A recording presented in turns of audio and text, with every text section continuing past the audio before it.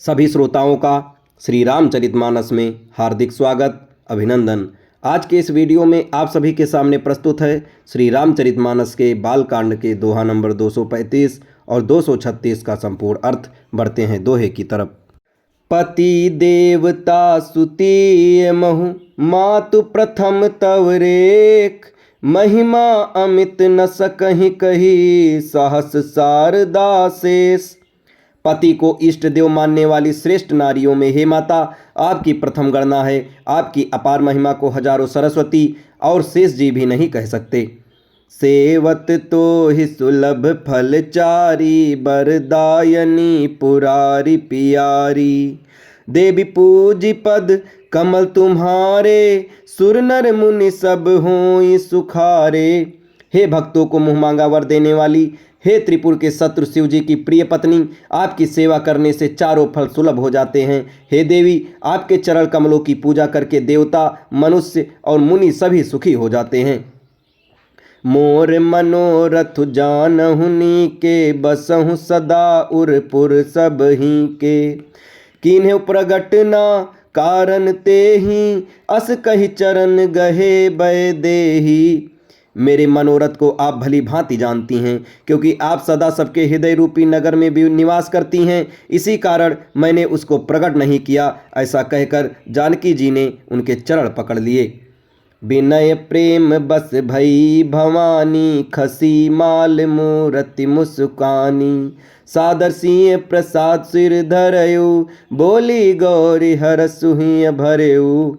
गिरजा जी सीता जी के विनय और प्रेम के वश में हो गई। उनके गले की माला खिसक पड़ी और मूर्ति मुस्कुराई। सीता जी ने आदरपूर्वक उस प्रसाद माला को सिर पर धारण किया। गौरी जी का हृदय हर्ष से भर गया और वे बोली, सुनु सिय सत्य असीस हमारी, पूजिय मन कामना तुम्हारी। नारद बचन सदा सुचि साचा, जो बरु सो बरु मिलहि जाहि मनुराचा।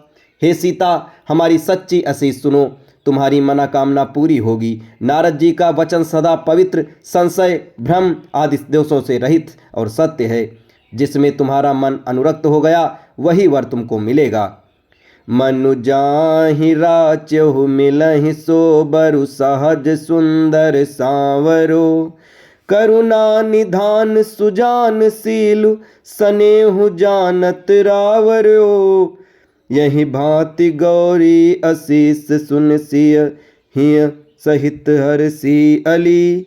तुलसी भवानी पूज पुनि पुनि, मुदित मन मंदिर चली। जिसमें तुम्हारा मन अनुरक्त हो गया है वही स्वभाव से ही सुंदर सांवलावर श्री रामचंद्र जी तुमको मिलेंगे। वह दया की खजाना और सुजान सर्वज्ञ हैं, तुम्हारे सील और स्नेह को जानता है। इस प्रकार श्री गौरी जी का आशीर्वाद सुनकर जानकी जी समेत सब सखियां हृदय में हर्षित हुईं। तुलसीदास जी कहते हैं, भवानी जी को बार बार पूजकर सीता जी प्रसन्न मन से राजमहल को लौट चली। जानी गौरी अनुकूल, सियहि हर सुन जाई कही। मंजुल मंगल मूल, बाम अंग फरकन लगे। गौरी जी को अनुकूल जानकर सीता जी के हृदय को जो हर्ष हुआ वह कहाँ नहीं जा सकता। सुंदर मंगलों के मूल उनके बाएं अंग फड़कने लगे। हृदय सराहत सीय लोनाई, गुरु समीत समीप गवने दो भाई। राम कहा सब कौशिक पाही, सरल सुभाव छुअत छल नाही। हृदय में सीता जी के सौंदर्य की सराहना करते हुए दोनों भाई गुरु जी के पास गए। श्री रामचंद्र जी ने विश्वामित्र से सब कुछ कह दिया, क्योंकि उनका सरल स्वभाव है, छल तो उसे छूता भी नहीं है। सुमन पाई मुनि पूजा कीन्ही, पुण्य शीस दुह भाई दीनी। सुफल मनोरथ हूँ तुम्हारे, राम लखन सुनि भय सुखारे। फूल पाकर मुनि ने पूजा की, फिर दोनों भाइयों को आशीर्वाद दिया कि तुम्हारे मनोरथ सफल हों। ये सुनकर श्री राम लक्ष्मण सुखी हुए। करि भोजन मुनि बर बेज्ञानी, लगे कहन कछु कथा पुरानी। बिगत दिवस गुरु आय सुपाई, संध्या करन चले दो भाई। श्रेष्ठ विज्ञानी मुनि विश्वामित्र जी भोजन करके कुछ प्राचीन कथाएं कहने लगे। इतने में दिन बीत गया और गुरु की आज्ञा पाकर दोनों भाई संध्या करने चले।